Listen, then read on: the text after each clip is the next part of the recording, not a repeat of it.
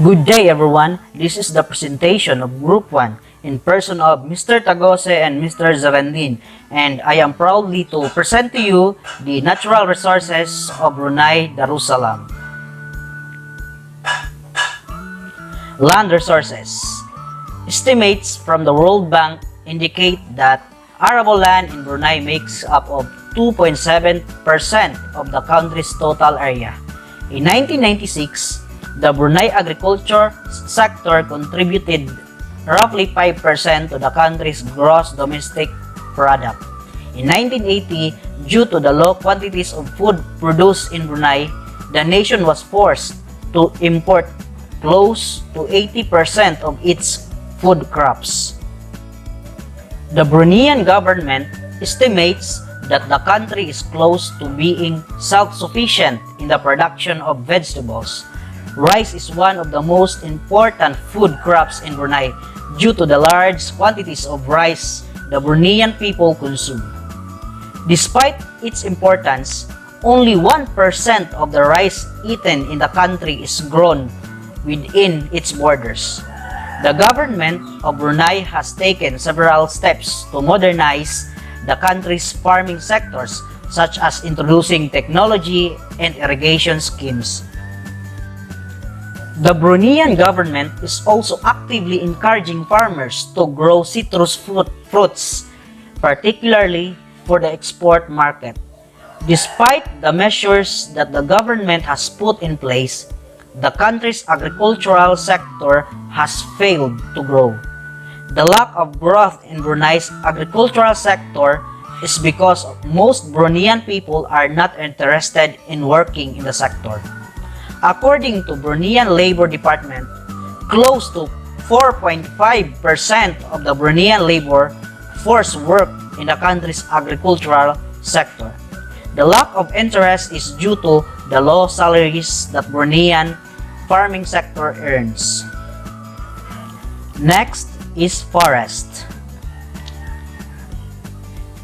Data indicates that close to 72% of Brunei's total area was covered with a forest in 2015.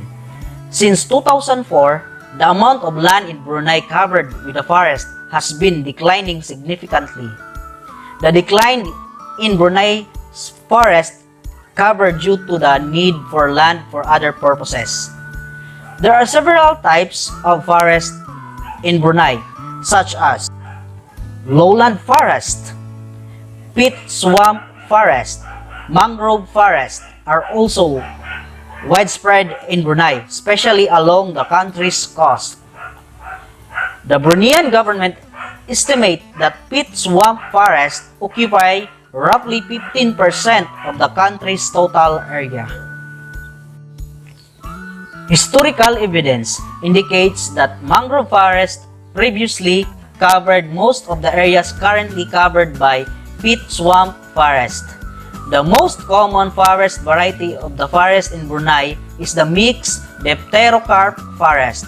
The Bruneian government estimates that the mixed dipterocarp forest cover roughly 33% of the country's entire area. Several experts consider the forest in the Brunei to be among some of the best preserved in the world.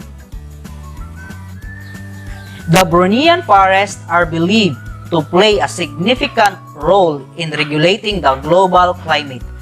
Due to the importance of forests in Brunei, the Bruneian government has invested significantly in protecting the forest. These are some images of Brunei's forest: the lowland forest, peat swamp forest, mangrove forest, and mixed dipterocarp forest. Let's move on to beautiful scenery of Brunei Darussalam. The Timburong Bridge.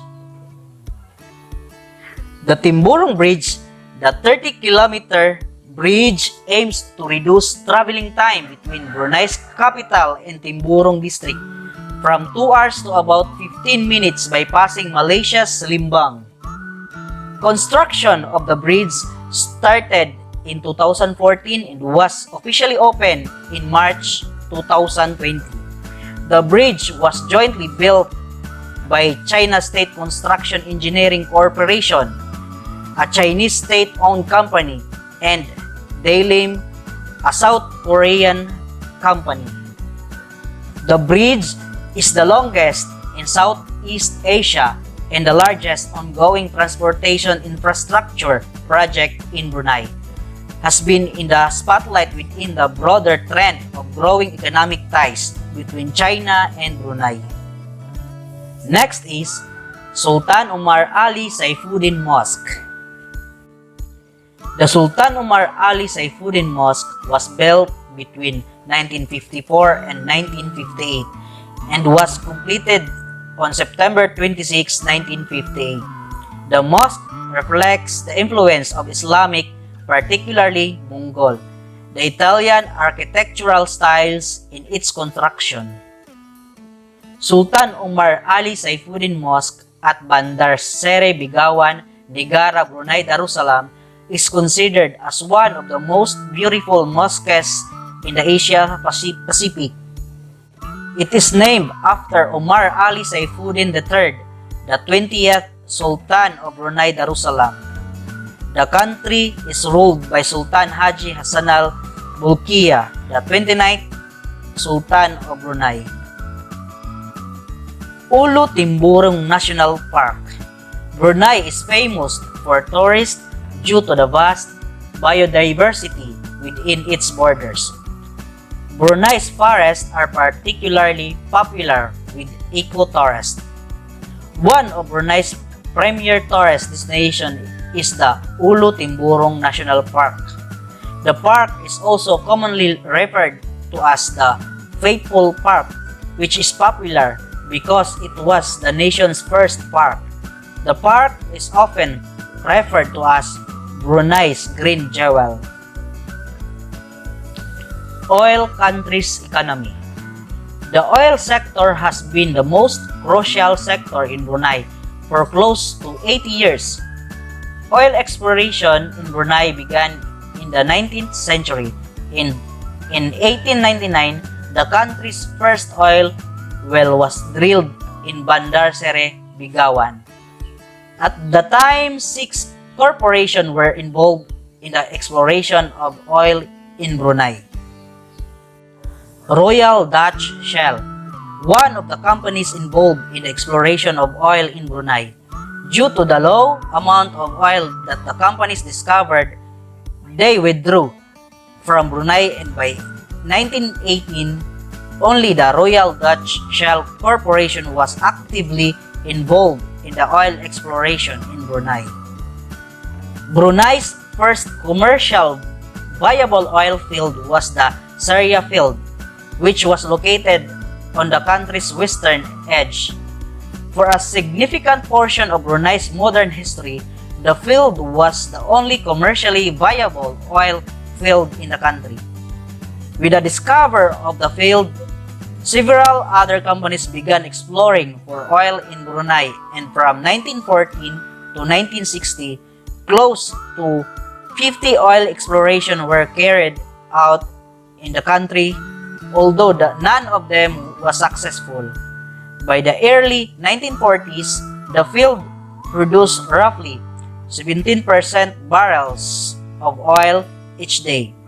Brunei achieved peak oil production during the late 1970s, when the nation produced roughly 1,341,957.3 cubic feet of oil each day.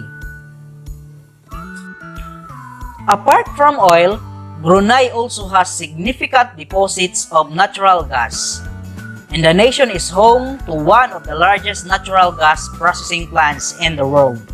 Most of Brunei's natural gas is for export, and it's primarily sold to Japan. Brunei also sells vast quantities of natural gas to South Korea. And that's the end of our presentation. Thank you and God bless.